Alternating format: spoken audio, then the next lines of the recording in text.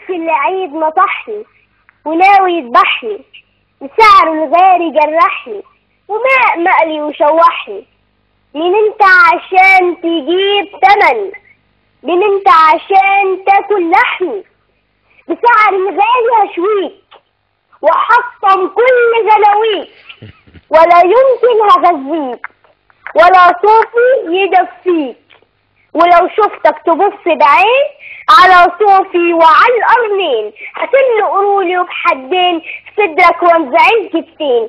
كفاية عليك صوت العالي وانا صوتي كمان غالي، ما يسمعنيش غير الشاري يكون عنده حساب جاري.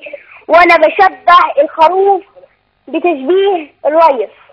لا يعني ارجوكي بس عشان يعني نحط كل الحاجات في سياقها الادبي الجميل. انت عندك كام سنه؟ انا عندي 10 سنين. وانت اللي كاتبه القصيده دي؟ ده بابايا اللي كاتبها.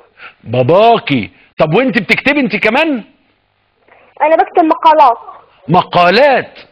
وانت في سنه كام؟ 5 ابتدائي. طب ولما قلت القصيده دي في حد زعلك في المدرسه؟ لا، ما حد زعلني. طب والوزير قال لك؟ وكانوا فرحانين بيا. انا بقول حاجه واحده بس، ان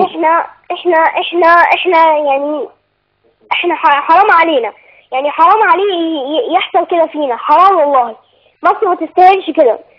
مصر مذكوره في القران ادخلوا مصر ان شاء الله امنين سالمين مطمئنين. وانا بقول الكلام ده من قلبي. انا سعيده ان انا بقول الكلام ده، وسعيده بلقائك معايا. وانا عندي الجرأة ان انا اقول اي حاجه، ان انا يعني قولي لي طب ايه اللي مضايقك في مصر؟ طيب ايه الحاجات اللي مضايقاك يا حبيبي؟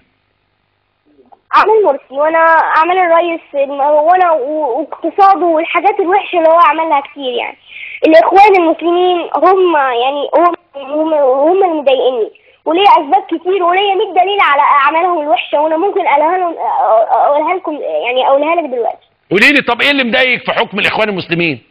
اللي مضايقني ان يعني فين اولاده اللي قالوا ساعة الثورة انت لو عملت حاجة في مصر احنا هنقف قدامك. فينهم؟ لو حصل في اولاده ان اولاده